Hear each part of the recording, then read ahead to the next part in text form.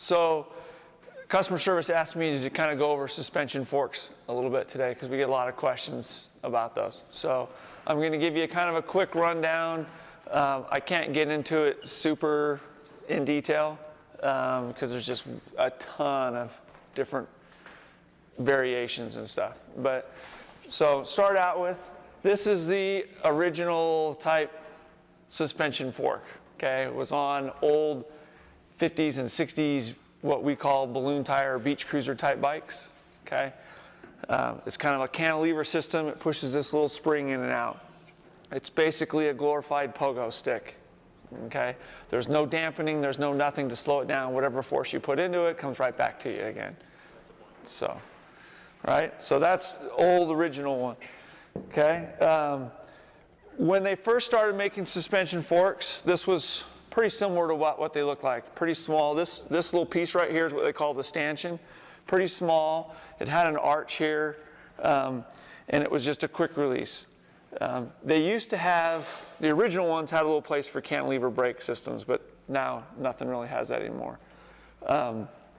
But it was a little bit torsionally not very stiff because the only thing you really had was this brace and this quick release to keep these legs moving together as opposed to independent of each other, which would cause your wheel to flex all over the place.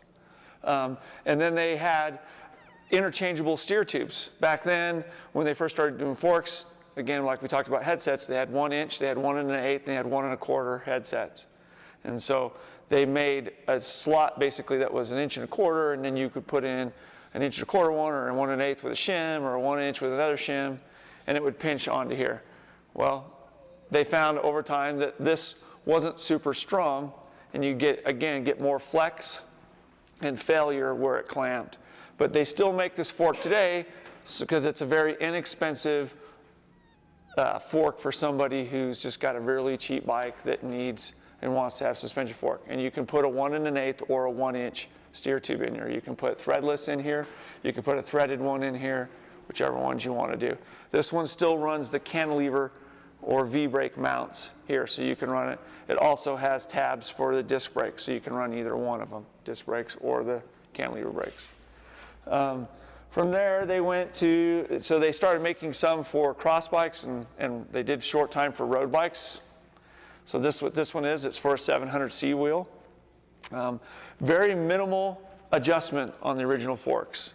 So this one here has a little knob right here that you can adjust the preload on the spring. Preload, all it does is there's a spring in here. It pushes down on the spring and increases the tension so that that spring is now harder to push up and down. And so that's very minimal adjustment on that one. From there, they started getting into air forks. And so this one, you just would open this little valve right here on the top, and you could put air into the chamber, and it now makes a pretty plush feeling fork, and you can adjust it infinitely as far as the amount of spring rate that you have depending on your weight. So forks are either going to be a coil spring or they're going to be an air spring now. The original ones were elastomer, like a little elastomer bumper, but they graduated to either a spring or to the air. Now this particular fork is a little bit unique. Manitou did this. So the original forks all had the brace out here on the front. And the reason that they had the brace on the front was, again, originally there was a little piece that went up here that would stop the brake cable to run the cantilever brakes. And then they had these little posts right here for the cantilever brake. Well, when they started going to a disc brake bicycle, this one's only disc only, Manitou realized that you could move the brace to the back of the fork instead of the front of the fork. And by moving it to the back, it actually comes down on the wheel farther and allows this brace to be smaller to increase stiffness in the fork, again, to try to increase the independent or decrease the independent leg movement that would happen. So that's what this fork is. So you'll see all Manitous have their arch on the back side of the fork. So as you can tell that now this increased in stanchion diameter, again, to try to stiffen it up and to get the fork to move in unison. From there, This is the RockShox domain. Now they've gone up even larger, okay, in diameter. So the terminology that they use in forks is they call it, same with a bicycle or a rear shock, they call it the travel of the fork, okay? The travel of the fork has to do with how much distance it compresses and moves up and down. How much travel is there in that distance? So the original forks were about the original ones were about 50 millimeters of travel, 2 inches. And then they jumped to 3 inches. And they've just kind of gone up. Now, this one here, I believe, is 160 millimeters of travel. So at 25.4 millimeters per inch. 7.5. Yeah, so 7 inches of travel at this distance. So this is more of what they would call a downhill fork. This fork right here is 80 millimeters of travel. This is more of what they would consider a cross-country or a race fork. Now, as you get going up, they do make different adjustments. So now you're talking about compression and rebound. Those are the two things that you're really dealing with in a suspension fork. Compression has to do with it going down. Rebound has to do with it coming back out. Compression dampening, you can slow it so that that compression will go slower or faster. And then rebound is usually adjusted down here on the bottom, and that controls how fast it comes back. When you're riding on a bicycle and you have a lot of bumps in succession, you want your rebound to be set quickly so that the fork comes back out very fast. The reason that is because as the fork compresses, if it doesn't come out quickly and you hit the next bump before it extends out again, it compresses it farther. And then it doesn't have a chance to come out again, and then it hits another bump and it compresses farther. And pretty soon, your fork packs up to where it has no suspension. And so you want it to be able to move quickly. If you're doing something where you were jumping, and it's a single jump, and you land one time, and then you're going smooth for a while, then you want your fork to be set with a slower rebound so that when you compress or you hit that bottom, the fork now comes out slowly and it makes it a soft transition for you.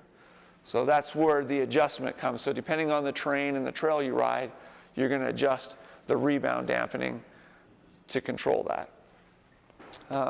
Now, when they started getting race forks, everybody wanted to be able to lock out their suspension, because I don't want it to be moving up and down when I'm climbing and all this stuff, because it's wasting energy, and there's all kinds of arguments as to why you need a lockout. So they had a lot of different ones where they would have these little knobs to adjust the compression. They would make a little cable, and you could push the little lever on your bike, and that would twist that little knob and lock out the system so that the fork doesn't move up and down. This particular one has a remote, but it's actually hydraulic. So this would mount onto your handlebar, and you press this little button, and it closes the valve here and keeps the fork from going up and down. Now, technically, there's no true lockout on a fork. Okay, it's going to slow it down to where it doesn't move unless you really put a lot of force on it. But you have to be able to move at some point, because if you don't, you would just blow the seals on the fork. So it has to be able to push past something eventually. So it's not a true 100% lockout, but that's what people call it. From there, you go again to bigger stanchions. This is more of a downhill one. Fox has what they call the CTD, which all it stands for is climb, trail, descend. So it just depends on the trainer. If you're climbing, you turn it to the C, and that keeps the fork from moving up and down much. If you're on the trail, then you turn it to the T, and that gives you pretty decent suspension. If you're going downhill, you turn it to the D, and now the fork is opened up really well, and it moves up and down really fast and works really fun for downhilling. So every manufacturer has little terminology that they call their different stuff. This is the Totem. Again, going really big, more of a downhill fork. Most forks now, in order to increase stiffness, have gone to the through axle design. So there's a 20 millimeter through axle, which is more of a downhill version. And then like this one here has a 15 millimeter through axle. That's kind of become the standard for cross-country fork systems. So there's the original 9 millimeter quick release, 15 millimeter through axle, 20 millimeter through axle. This is a downhill fork. This is what they call a dual crown fork. So this has 2 of them, dual. So one on the top, one on the bottom. This is just, again, to help stiffen the ride and the precision of the steering. And then this is probably 180 or 203 millimeters of travel. So big downhill bike setup. Now, the advent of the fat bike, this is called the Bluto. So this is designed for the big fat bikes. So just a newer version. And then the fork that Eric really wants is, this one's the original RockShox was called the RS1. Now they call this one the RS1 again. But this is inverted fork. So now your system is going, there's no stanchion or lower legs, they're up here instead. And so these are moving down. And then it runs the through axle system. And this is all carbon fiber, so it's super lightweight. And then again, this is the hydraulic lockout that's built into the fork. So, but that's kind of in a nutshell, a little bit of an evolution of the fork. So is there, anybody have any questions on any of those? Yes? How does the rake determine all these? Okay, so yeah, most forks are going to be about a 46 millimeter rake. There are a few, so Trek does the G2 geometry, which is a 51 millimeter rake. And so that has to do with how far this is in relationship to that steer tube. Okay, so that center point of that axle to the center point of that steer tube. It's very hard to measure. We don't really have a tool to measure that. But Trek, Gary Fisher and stuff that runs the Genesis geometry, the G2 geometry, will run that longer 51 millimeter rake. So, anybody else? Can all the forks be rebuilt? Most of them, well, I mean, if the parts are available, yes, most of them can. Cheap stuff can't really, I mean, it's not worth it. By the time you buy the parts, you can just buy a new fork. But most of the forks can be rebuilt. Some are a little more complicated than others. Forks usually can be rebuilt by us with the proper seals and stuff like that. Rear suspension, because their shocks are high pressure, most manufacturers want us to send those back to them to be rebuilt because they're such high pressure systems. So, yes? How often should you service your fork? I would say to replace the oil, probably 100 hours maybe of riding. Does that sound about right, Eric? I think, well, each manufacturer has their own service intervals. But So a lot of it goes by hours. yeah, 1,500 hours. yeah. I mean, it kind of, but you'll be amazed at how much the oil breaks down. You don't realize it when you put new oil in it and you service it. How you're like, wow, my fork feels like it's brand new again. So. And the oil is in the damper. That's the oil you're talking about. Yeah, the oil that's in the fork legs that's running the hydraulic dampenings. Now, some of them have a little bit of oil in the air side just to keep it lubricated. But yes, the damper would be on that one. Any telltale signs that it's time for a new fork? When it's time for a new fork, or not for replacing, not necessarily rebuilding. When it starts to get what they call stiction, and it just doesn't, you're like, it just doesn't feel as smooth. That's usually the sign that it's time to clean it up. Yeah, and you just want to make sure you keep this portion of your fork as clean as you possibly can, because every time that dips down in there, that's what these wipers and seals are for, is to try to keep the dirt off. So the more you can clean this, you don't want to like spray it with a high pressure hose, but just wipe it down and keep it as clean as possible. That will help keep the junk out of the oil. How much is that carbon fork again? I believe it's about $1,800.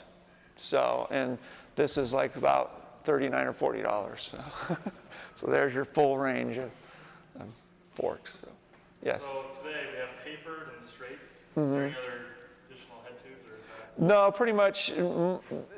Tapered has become more standardized than anything else now.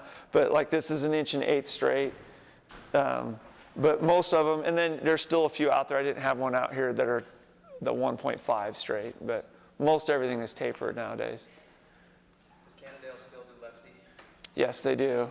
Still do lefty. And I don't have anything with that one, so I didn't have any parts for that. So, anything else? Okay.